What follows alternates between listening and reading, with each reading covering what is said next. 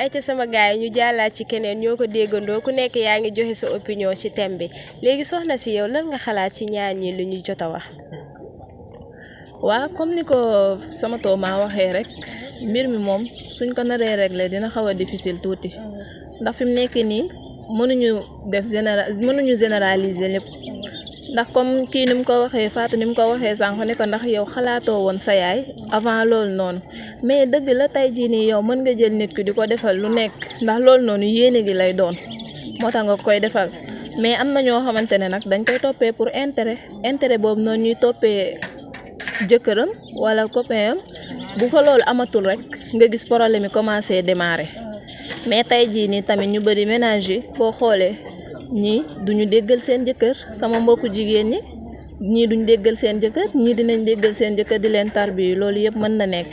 mais tey jii daal société bi daal toll na foo xamante ne nii ñu bëri daal pour ñoom bu fa dara amulee rek ku amul daal duñ dugg ci yow duñ la lijjanti wala ñu bëri tey ñoo ngi sëy ci àddina bi mais chaque jour seen sëy bi intérêt lay doon li ñu soxla bu fa amatul rek dañuy mujjee dem moo tax à chaque fois daal sama mbokku jigéen ñi ñoo war di muñ xam ne sëy moom neexul ndax sëy bu neexoon doo gis suñu yaay di daj lu nekk te terewul ñoo ngi toog mais tey jii bu fekkee ne su mettee rek nga daw buy neex du la fa fekk comme Ibrahima tamit ni mu ko waxee loolu am na góor ñi du ñëpp ñooy bañ a joxe mais am na ñoo xamante ne dinañ joxe defal lépp seen jabar duñu manqué dara macha allah te duñ leen faale mais am na ñoo xamante ne nag moom dañuy ñëw seen jëkkër lu ñu wax ñu teg ci baat ba pare bu ñu ñëwee ñu naan moom moo ma defalul dara wala toppatoo ma wala day def lu ko neex ñu bari seen jëkkër yaa ngi wër di doxaani loolu moo koy indi kaa boobu moo koy indi ndax yow tey sa jëkkër da lay jël teg la sa place bëgg yow doo ñee sa benn morom nga jël ko def ko loo xamante ne nii. mais jigéen boo jox cëram kañ. déedéet Fatou man d'accord ma foofu nga waxee parce que boo xoolee yaa ngi wax sànq naan problème bi day difficile à régler du neex a régler mais dafay neex a régler parce que non foofu boo gisee moo wax la loolu xam nga ñu bokk ñu yem tey jii ni yow da ngay gis koo xamante ne nii ni muy dundee ak jëkkëram ku ko gis xam ne kii nii jàpp na jëkkëram respecté na ko ba waa mbedd bi sax dañ ko koy seedal donte ne sax dëkkuñoo ak moom mais am na koo xamante ne nii yow ci say démarche lañ lay xoolee rek xam ne kii nii nawlawul jëkkëram respecté wu ko tegu ko ci le lu mu wax mu teggi teg leneen loolu moo tax ma wax la ndax ñu bokkuñu yem. waaw loolu am na loolu moom duñ ko bañ waaye boo xoolee itam même responsabilité bu nekkoon 100% 75 yëpp góor yi ñu ñoo ko yore. parce que yow yaay ñëw doxaanti ko xale bu jigéen bi yaa ñëw doxaanti ko ñëw wani fa lu nga xamante ni nekkul loolu moo am. loolu tamit am na. ba pare lan lañ la wax buñ la ko mayee kañ dañ la may soxna si bu ñëwee si sa kër yow yaa ko war a responsabilité yëpp ci yow la nekk waaye léegi da nga naan ba ma koy doxaan daan naa ko defal li comme léegi takk naa ko damay toog damay wàññi bu baax te pourtant dañ la wax ni la dañ la ko may danga kaa ñaanti ñu may la ko ci farata ak sunna. donc nag mën naa ko def kebe naa ko dëkkal rek dundal ko man loolu laa gis de li yëpp solo si sëy dëkkal ko dundal ko am na yoo xam ne ni sont des accessoires et accessoires la maanaam boo ko amulee terew la dundal defal la sa jëkkër li la war sa diggante moom mu ngi koy def leneen lu mu am mu yéene la ko si na la ko defal loolay vie bi de mais du question que seulement si relation bi daan naa la may 10 000 15 000. mais suñ waxantee dëgg tamit ci jamono jiñ toll est-ce que yéen li leen war dëggantaan ci seen jabar yéen a koy def. waaw gi nga jigéen li nga naan léegi sëy góor ñee mu jigéen ñi mu ñëtuñe te dëggantaan moo am da ngay ñëw tabaski daan neex daawati géej ma yëkkati xaalis jox la tabaski ren aw ma xar mais lijjanti nu ma jëndee xar nga ne ma ñawlu ma ne la yoruma nga commencé di man naan yow nga xam ne defaloo ma dara xoola ma baat boobu te ma la daan defal daawati géej ren amuma nga ne ma defaluma la dara loolu nu sëy di mën a continuer foofu. Thérèse yow loo xalaat si loolu. je pense que Ibrahima moom lu muy wax ni ay waxu ko daanu ci sareet la rek quoi parce que aussi jigéen li nga koy wan ci relation bu ko gisul ci sëy rek problème day commencer mënuñu dañuy génn nga may jëndal may sañse supposons man ma nekk jigéen moom mii di góor may génn ak moom ñuy génn chaque jour daf may defal événement daf may xottil daf may jox ma jëndi une fois mu takk mu bëgg ma teg fii du ma jox ce qui dit que moom li muy wane ci relation bi ku góor ki loolu moo dul dëgg parce que day ut heure bu amee rek non fausseté bi pour man ci góor ñi la fausseté bi ci góor ñi la. waaye yow bu ma la jëndalee loolu du ñu ànd dama xam ne jigéen léegi koo si nekk mu ngi naan jëndal ma téléphone bu ma la jëndalu léegi problème am waaw wala déet fête bu jotee 31 tant que sa far jëndalu la yëre doo leen ànd kon nooy def te boo ko nobee nooy def. tu es obligé d'accord. pourtant loolu du jigéen ñëpp de góor ñi à chaque fois ñoom ñoo indi problème ñoom ñoo ñëw di génn ak yow di la wan lu nga xamante ni nekkul loolu moo nekk ci ñoom di la jëndal ay accessoires lu nekk ñu defal la ko ba gëm loola ni yow man sama situation kër dafa baax ci li ma lay defal léegi bu ñëwee boo indee xale bu jigéen bi nga ko fiy bàyyi même pas deux mois nga commencé defi leneen parce que lan toppatoo wootoo ko famille lu tal sax solu parce que lan solu bu mu war a def yow yaa ko war a jox mais li nga ko war a jox nga dem jox ko say gel wala nga dem defee ko ci leneen bu ñu waxee nga naan da nga war a muñ léegi lan la jigéen bi dafa war a muñ ba dee. ah mais nag nañ waxante dëgg jigéen bi bu ñëwee situation bu mu nekk bu neexee rek c'est parce que jëkkëram da cee participer. Kébé ma wax la jamono léegi man de buloo maan bu jigéen bu ma doxaan nga nekk buloo maan maa ndax yow si buloo gi jigéen ju ma doxaan nag nga yiw toog si sa pooju ndey bu sëy jotee ma takkale te dinañ sëy bu rafet jigéen ñi ñoo jubatul ñoo dundeetul noonu. mais est-ce que góor ñi tam jub nañ. waaye yow fekk nga jigéen ju toog ci pooju ndeyam terewul ba nga ko takkee loolu yow su ma la déggee say biiri wax yow dangaa bëgg a wax que ne yow rek da nga koy takk rek ne ko après débrouille-toi ay déedéet dangaa ne dëkkal ak yor rek nga ko yéene kon ce qui veut dire moom bu lekkee naan rek ak moo ngi tëdd ci lal rek baax na. du loolu sax déedéet nit ki lu mu mën ma def ko lu mu mënul du ma ko def loolu la c'est ça. te pourtant yow yow leer na ma ne yow sa biiri relation loo xamante ne sa poos amu ko woon sax mais da nga daan dem rayante ci pari foot bi. ñëw jox ko masuma laa yor de leeru la masuma génne yow leeru la. ah yow say biiri wax rek loolu rek masuma génne yow leeru la xaaral ba ma yor la bu ma la yoroon fu ne laa lay yóbbu te bu takk jotee du ma la takk sax. kon daal yow su ma la déggee say biir wax daal que ni jigéen nu mu ñëwee ak yow rek noonu ngay ànd ak moom est-ce que tamit jotul jigéen pour mën naa dëng tamit yow nga jubbanti ko teg ko sur le bon chemin. waa kii pour ma xamal la dara de.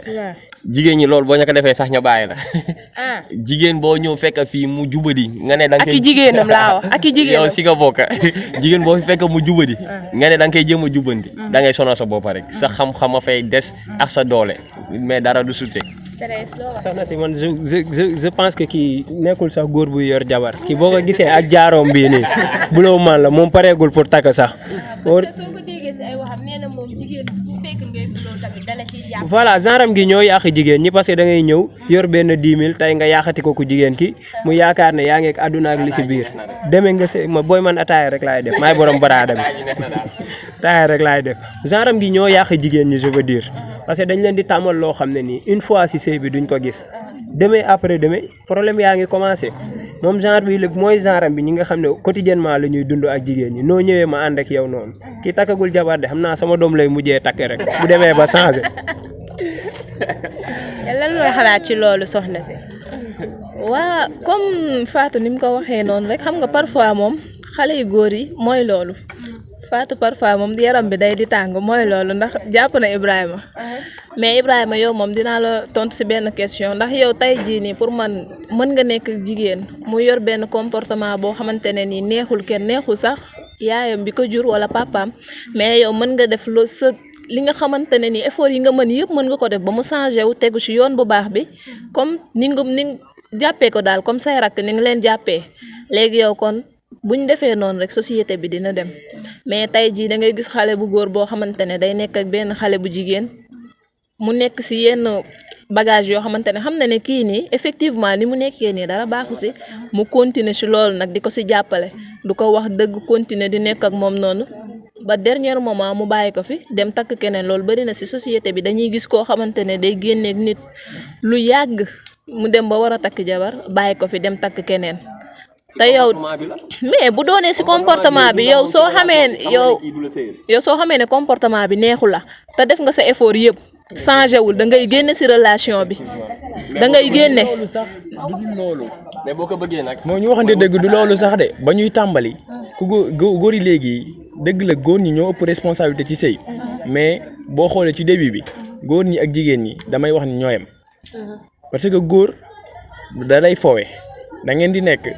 mu nekk ak yow di la tardeloo la yow muy jigéen bu bës bu takk jabar jotee day dem mu wuti keneen nga xamante ne caaxaanewul boppam même jigéen ñi aussi day nekk ak yow di caaxaan ak yow bés bu nga xamante ni wut borom kër dafa jot day dem wuti ku nga xamante ne tardewul nekkal fii chaque jour ngay liggéey di ko jox xale bu jigéen bi yoroo dara bés bu takk jabar jotee ñaata nit lañ gis ñu génn ak nit pendant des années benn waaye moo jógee fa lekk otoom bu rafet rek yor na xaalis ñu may ko parce que xale bu jigéen bi gëmu ko woon dañ doon foo noonu rek foofu laay waxee quoi. mais tam benn affaire am na parce que yow tey jii nii comme fi nga waxee noonu rek da ngay gis ñoo xamante ne ni dañuy nekk ak seen copain yi ñuy fooye xam nga góor moom day parfois nga gis ñoo xamante ne du ñëpp dañ naan bu fooye jotee nañ foowandoo bu naxante jotee ñu naxante waaye bu dëgg desee ñu dem wëri leneen li nga xamante ne moo wóor comme mooy genre Ibrahima ba rek booy yi nga xam ne dañuy liggéey lundi ba vendredi bu samedi ñu fowee ko dimanche ñu continuer waat wala lundi ñu liggéey waat. mais est-ce que jamono ji tollu jigéen jaratina ngay liggéey di ko bazarder te bu takk jotee nga dem takk keneen tamit. waaw mais yow tollu ko dox ko aayul daan si tollu di dox sunu ndaw rek. bu takk jotee mais xalaatoo ne loolu ëllëg mën nga koo réccu tamit. ah man moom gisuma si benn inconvénient xale bu jigéen bu bëgg nu buloo de nu buloo. mais buloo am na ay conséquences de. ak nu mu mën di doon. ah man moom gisaguma ba baa may gis daal en tout cas. yow loo xalaat ci loolu. moom genre gii ñooy yàq jigéen ñi rek genre gii moo tax benn jigéen baaxatul jigéen ju bëggoon a baax bu xalaatee ne benn Ibrahima ngi ci parage yi rek dootul baax yow jigéen da nga koy fekk mu mel yenn comportement yoo xamante ne c'est pas adéquat mais da nga koy changer li ñuy wax da nga koy yar nga wax nga def nga teg ko ci benn chemin boo xamante ne ku gis ka danaan waa kii moom la. boobaa tamit nga takku ko. bu ma la doxaane doo bañ yéen nun ngeen bëgg nu genre gi. nu genre gi ngeen bëgg déggoo ma ne la ak i jigéenam bu ma la doxaane laa wax doo bañ. waaw am na jigéen ñu la bëgg de mais man moom. ak i jigéenam waaw baax na. nu genre gi ngeen da ngay gis tamit góor ñi tamit toppee jigéen ñi intérêt comme ni kii waxee jigéen ñi ñooy toppee góor ñi mais léegi da ngay gis góor gu la naan man du ma takk cas social. ani jigéen ak yor góor ba nga naan man du ma takk cas social mooy bëloo maan gi muy doog a wax rek. benn poste bi daa mais d'une part yow tamit gisoo que ne mariage ak nu mu mën di doon ku ci nekk sa intérêt nga fay duggee tamit. mariage au début ñoom ñaar ñëpp a yem parce que ku ci nekk xamoo dara ci mariage lu nouveau la ci yow tout comme lu nouveau la ci ku jigéen ke ku góor ki ñoom ñaar ñëpp ku ci nekk da ngay jéem a apprendre da ngay jàng rek xool naka lii su ma ko defee ndax dina def lii mais aussi da ngay xool ku ci nekk sa situation morom soo xoolee ne diw mi kat maa ko tàmmal li mais reyanteel ba loolu yëpp mu ko parce que yaa ko tàmmal au début ci relation bi su fekkente ne amoo ko woon mais jarul woon nga ko koy defal. mais nag jigéen du topp góor bu nga xamante ne ëppalewu ko dara. amul wax yëpp loolu. ci loolu la de jigéen boo gis même bu nekkee ni yoroo xaalis am na xam-xam bu mu la nay wala yaa quelque chose ci sa comportement faaw nga ëppalee ko dara jigéen ñi du ñu ñëw di dugg ci falaa ci nit de parce que am nañ intérêt ci yow. mbay yow loolu noonu mënuma si d'accord parce que yow am na ñoo xamante ne dañuy gis nit du am dara du yor dara moom tamit pareil te dañ ko day dem sëyal ko sëy boo xamante ne nii ñëpp ñoo koy ñee boobaa yàlla di indi li nga xamante ne nii moo gën mais comme Fatou li mu wax noonu loolu am na ndax fi mu nekk nii moom da ngay gis koo xamante ne nii benn xale bu góor ñëw fekk nit mu toog boo ñëwee sañ sa def sa sañ sa ñëw ñu naan xool leen diw copain nga dem di luy ay oto li nga liggéey comme Prince ni mu ko waxee nga liggéey li nga liggéey yëpp samedi nga ñëw jël say waaw moo ngi noonu nga ñëw jël xaalis bi yëpp fere ko si jël sa oto taal sa waali sekk ñu naan moo fi ne comme ni ko xale di waxee yaa wóor di continuer te amul de day dem louer oto le samedi dimanche mu fay lundi mu reprendre je pense que voilà di ko xëyee le lundi di wër ku la lebal pour nga ndékki je pense que genre am gi buñ daje woon ak genre Fatou bi léegi ñu romb leen fii di dem jàkka ja ñu naan diw ku ko changé je pense que genre am gi genre Fatou gi baax na si moom. mais tamit gisu leen que ne jot na tamit jigéen ñi ñoom tamit ñu yeewuwaat tamit xam fi ñuy teg seen tànk ak ñi ñuy àndal tamit. ah bien sûr jigéen ñi ñoom dañoo war a consciente ci seen situation parce que ñoom xool xale yu jigéen yi nga xamante ni léegi dañ leen di foowee ba ndogal fekk leen ci lan la parce que ñoom dañoo nekkoon na góor bu nga xam ne dañ ko gëm góor bi leen proposé yenn yu nga xamante ni même donte ñoom nanguwuñ ko woon mais mbëggeel bu ñu amoon ci waa ji moo taxoon ñu jël seen bopp jox ko